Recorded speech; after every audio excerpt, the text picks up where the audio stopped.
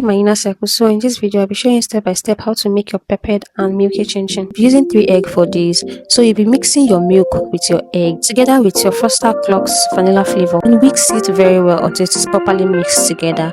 And we are going in with our flour. Use any amount of flour that you want to use depending on the amount of chin-chin you want to make. Make sure you filter your flour very well to avoid having lots of flour. Subscribe to my YouTube channel if you have not, and also give me a thumbs up.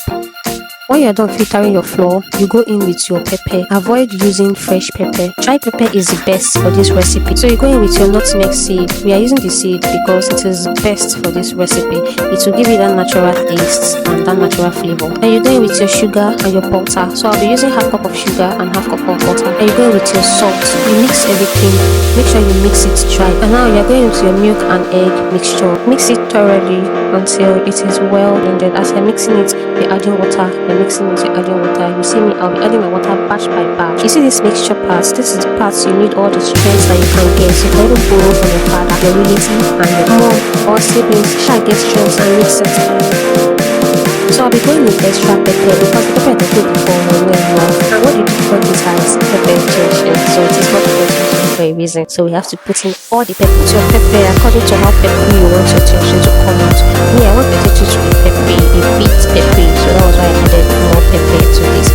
And I have to mix everything. Mix. You can see the way I'm mixing it. So when you're mixing this thing, like I said, borrow strength before you're able to do this. After I'm done fighting my battle, I cover my dough and let it rest for 10 minutes before frying. And our dough is ready. So we sprinkle some flour on the surface so your dough will stick. And I'll be dividing my dough into 4 equal parts. Now we roll out the dough so we can cut.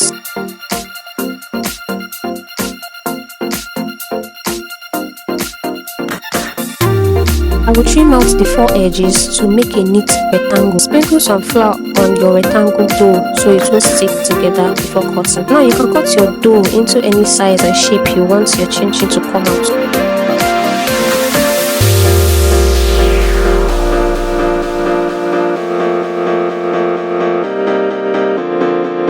So let's dive right in to fry our chin-chin.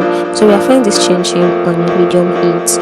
As you can see, I have to put one inside my oil to check if my oil is hot enough to put my chin-chin. And don't forget, when you put your chin-chin, don't forget to turn it. Turn it so that it just stick together. Turn it. Just keep turning it until it is golden brown. Don't wait until your chin-chin is dark brown in the pot. Put it out while it's still light gold. It will darken as it's cold. Alright, my inner circle, that's it for today. See you in the next one. Ciao, ciao!